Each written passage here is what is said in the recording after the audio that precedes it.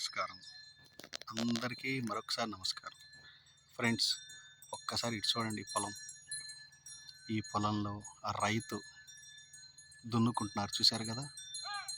Yes. So మీ అందరికీ తెలిసిందా, మీలో చాలామందికి కూడా పొలాలు ఉండుంటాయి.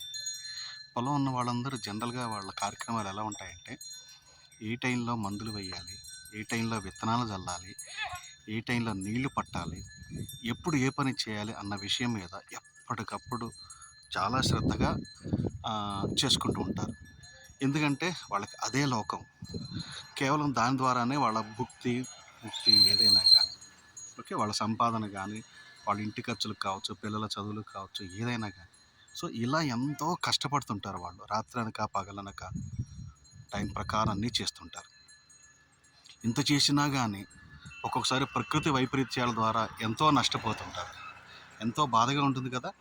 సో రైతుల కష్టాలు అనేటువంటిది మనందరికీ తెలిసిందే.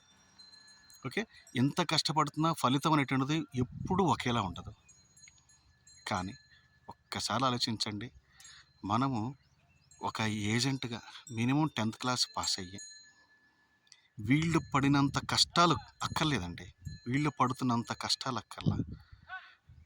రోజుకు ఒక గంట, రోజుకు ఒక 2 గంటలు, లేదా కుదరకపోతే వేరే వేరే వ్యాపకాలు ఉద్యోగాలు చేస్తుంటే వారానికి కనీసం ఒక 3 అవర్స్, శనివారాల్లో ఒక 3 గంటలు 4 గంటలు వీళ్ళు కష్టపడినంత కష్టం అవసరం లేకుండానే మనం ఫీల్డ్లో కష్టపడితే ఫలితాలు ఎంత అద్భుతంగా ఉంటాయండి.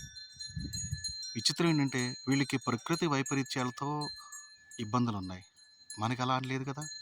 మన ఏజెంట్లు అందరూ కూడా ప్రకృతి వైపరీత్యాల ద్వారా ఎన్ని ఇబ్బందులు వచ్చినా కానీ బిజినెస్ చేసుకోవటానికి మాత్రం మనకి ఎటువంటి ఆటంకాలు ఉండవు.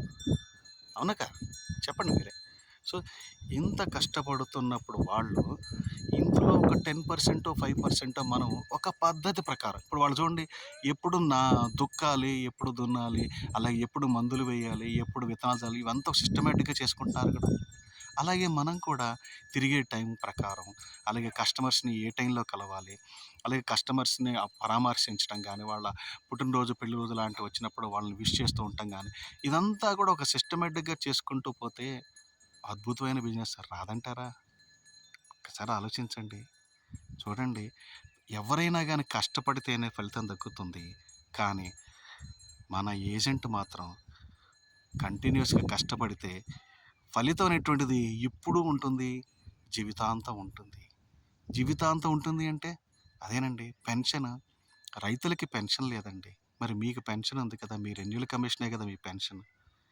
ఇన్ని మంచి అవకాశాలు ఉన్నప్పుడు మనం ఎందుకని ఒక పద్ధతిగా సిస్టమేటిక్గా అంటే రెగ్యులర్గా కస్టమర్ని కలుస్తూ ఉండటం, కొత్త కస్టమర్స్, పాత కస్టమర్స్, అలాగే వాళ్ళకి ప్రీమియం డ్యూస్ విషయం ఫాలోఅప్ చేయటం కానీ, లోన్స్ సరెండర్స్ లాంటివి వచ్చినప్పుడు వాళ్ళకి హెల్ప్ చేయటం కానీ, సర్వీస్ ఆస్పెక్ట్స్ చూసుకోవటం కానీ, క్లెయిమ్స్ విషయంలో కానీ, ఇదంతా ఒక పక్క నుంచి సర్వీస్ ఆస్పెక్ట్స్లో చేస్తూ ఉండాలి, ఇంకో పక్క నుంచి కొత్త బిజినెస్ చేస్తూ ఉండాలి. ఇదంతా కూడా ఒక పద్ధతి ప్రకారం చేస్తే ఒక అద్భుతమైనటువంటి పెన్షన్ మీకు సొంతం అవ్వటం సాధ్యం కాదా? కేక కదండి. ఆలోచించండి ఫ్రెండ్స్.